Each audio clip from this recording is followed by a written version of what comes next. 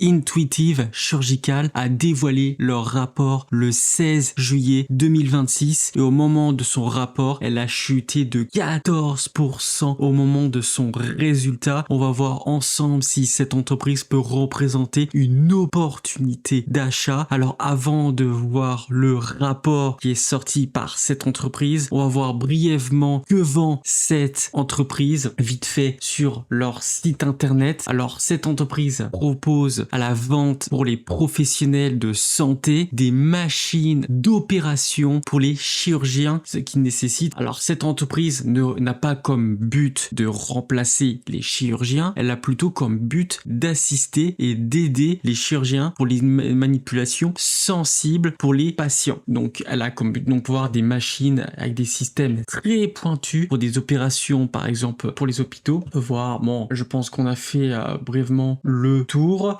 Bon, maintenant, on va aller voir le rapport que j'ai récupéré sur Gemini, qui est ici. Donc, pour commencer, le rapport qui était exceptionnel pour le chiffre d'affaires qui est sorti, qui est de 2,89 milliards au moment qu'ils ont sorti leur rapport. Donc, une hausse de 19% par rapport au Q2 2025. Les bénéfices nets, pareil, ont totalement augmenté, passant à 1 milliard de bénéfices nets. Si on regarde la croissance, liés aux robots des fameux DaVinci que je vous ai montré, ont augmenté de 15% avec la plateforme qui ont bondi de 36% selon Gemini. Les ventes de systèmes de l'entreprise ont placé à 468 nouveaux systèmes de DaVinci sur le trimestre, dont 246 modèles DaVinci, dont 5 de dernière génération contre 395 l'année précédente. Donc une augmentation de vente des nouveaux systèmes de DaVinci de la marque. Alors maintenant, pourquoi cette entreprise, elle a chuté de presque 14% au moment de son résultat. Voilà, pour voir ici, de 14% au moment de son résultat jusqu'à la fermeture vendredi soir. On va voir ça ensemble, pourquoi cette entreprise a chuté. Alors pourtant,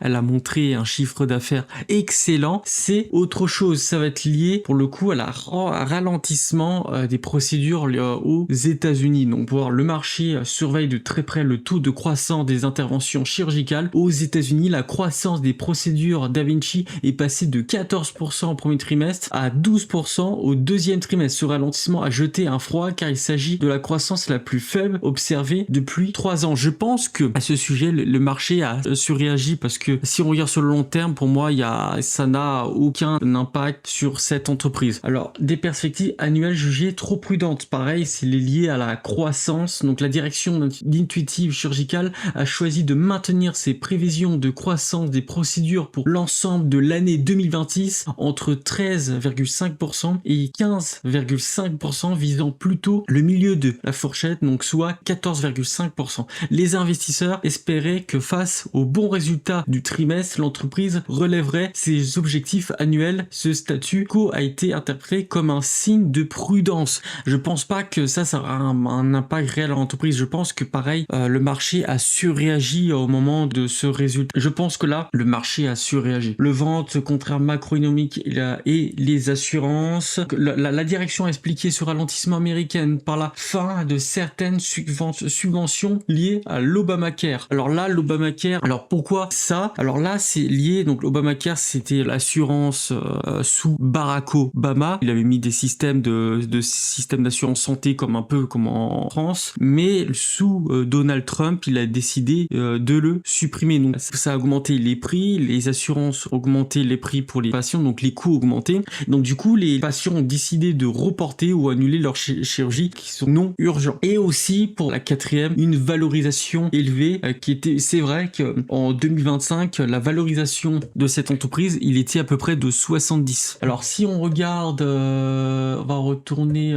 sur donc les hauts finances dessus, donc ce qui a été sorti. Donc le PE, le PE pour en 2025, on était à 59, 69 pour le Q2 2025, on était à 69, et là actuellement on passe à 38. Est-ce que ça peut être une opportunité d'achat? Là pour le coup, on va voir les finances si elle tient la route, parce que là tout à l'heure je vous ai dit les résultats pour le Q2, mais mais le plus important, c'est d'avoir sur le long terme si ça tient la route. Hop, c'est parti. Donc, on peut voir que là, déjà, la valorisation, on est bien sur une belle baisse. On va aller voir sur le général. Donc, si on regarde le plus haut, on était à 610 $ et actuellement, on est à 345 $, ce qui veut dire que l'action a presque divisé par 2. Alors, si on regarde déjà le score en général de l'entreprise, qu'on est sur une moyenne excellente. Donc là, dividende rouge, bon, c'est normal parce que l'entreprise ne verse aucun dividende, donc c'est normal que là-dessus, on est sur du 0 parce qu'on est plutôt sur une action de croissance, donc ce qui veut dire que l'entreprise ne verse pas leurs bénéfices aux actionnaires. Elle revers, en gros, elle récupère ses bénéfices et elle réalloue dans le réinvestissement de leur business. Donc on peut voir là, donc la croissance, on peut voir que très bon, santé, on peut voir qu'en général on est très bon. Donc là on va dire le score, on va aller voir plus en détail après. Donc la croissance, on est sur du 16, croissance sur le chiffre d'affaires, on est sur du très bien, donc 21%. En général on est sur du très bon. On va aller voir plus en détail les résultats de finances sur le long terme, comme je vous l'ai dit tout à l'heure. Alors maintenant le compte de résultats, si on regarde sur 10 ans, le chiffre d'affaires il est de 14% depuis 2016, donc ce qui fait un résultat donc de 14% annualisé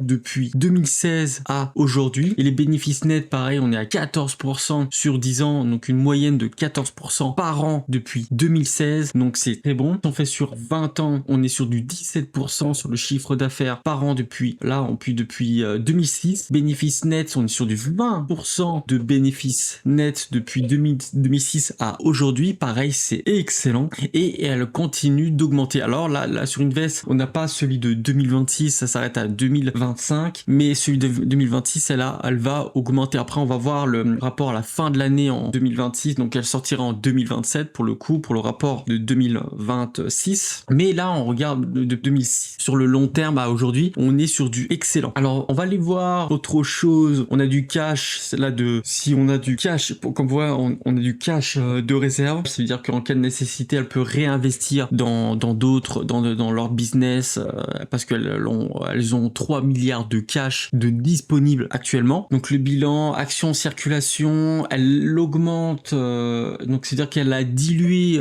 légèrement, mais pas beaucoup. Elles n'ont pas racheté leurs actions. Après, je trouve ça tant mieux qu'elles n'ont pas racheté leurs propres actions en 2025, parce que en 2025, l'action, elle était quand même assez chère. Je pense que 2025, si je dis pas de bêtises, on avait un PE de 70, donc c'est quand même très élevé, hein. Donc là, le PE, comme je vous dis, sur Yahoo, actuellement, elle est à 38 aujourd'hui, donc c'est quand même beaucoup plus intéressant aujourd'hui. Alors, on va voir dans les ratios, donc là, la rentabilité, ça pareil, c'est excellent, l'exploitation de stock, ça on sent. Et là, très important, la dette nette sur EBITDA, on n'a pas de dette tout court, on n'a pas de dette, ce qui veut dire qu'elle rembourse instantanément leur dette. Donc, ce qui veut dire que l'entreprise est quand même super bien gérée. Endettement, donc on va aller voir vite fait, donc la valorisation, donc on nous dit qu'on a un prix juste de 70, donc qui est la valeur juste, et pour 2025 on était un PE de 70. Alors si on regarde par exemple sur Yahoo, comme je l'ai dit, on a un PE actuellement de 38, donc ce qui veut dire que cette entreprise, elle commence à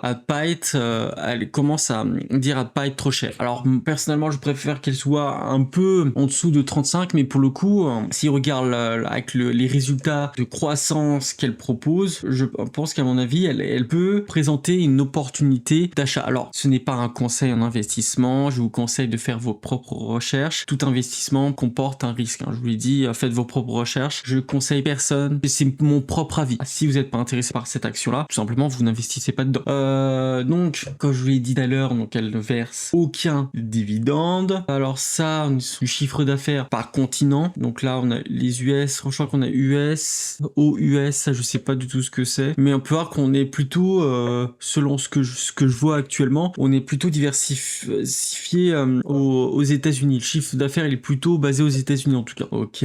Personnellement, cette entreprise, je l'ai mis ça fait plus de 6 mois que j'avais mis dans ma watchlist et je la trouve, déjà à l'époque, je l'ai trouvé particulièrement cher, mais je la surveillais quand même. Mais là, actuellement, ce que je vois qu'elle a baissé au moment du rapport, le 16 juillet, qu'ils ont sorti leur rapport Q2, le marché, je pense qu'à mon avis, oui, ils ont surréagi. C'est une entreprise qui est nécessaire dans le domaine du chirurgical, de la médecine. On voit que le marché, selon le rapport, apparemment les investisseurs ont paniqué, mais à mon avis, il n'y a pas quoi à paniquer. C'est une entreprise qui continuera à rester sur le long terme, sur du 5, 10, 20 ans. On aura toujours besoin de la médecine et aussi toujours besoin de chirurgiens. Et la technologie là qu'elle embarque, c'est une technologie qui a comme but d'aider les chirurgiens à traiter les patients de manière plus efficace. Et avec une belle croissance comme cela, pour moi, je vais être honnête, je l'ai mis dans ma watchlist et elle peut potentiellement, je dis bien, elle peut potentiellement rentrer dans mon portefeuille. Alors pour qu'elle rentre dans mon portefeuille, il va falloir que je vende. Je pense qu'à mon avis, je ferai une autre vidéo à ce sujet. Je ferai d'autres vidéos. Je vendrai des actions de mon portefeuille, 2-3 actions. Je pense que je revendrai des actions qui m'intéressent plus aussi, qui ont bien performé dans mon portefeuille. Cette vidéo s'achève. N'hésitez pas à liker, à commenter, à vous abonner. On se retrouve sur une prochaine vidéo. Bye bye.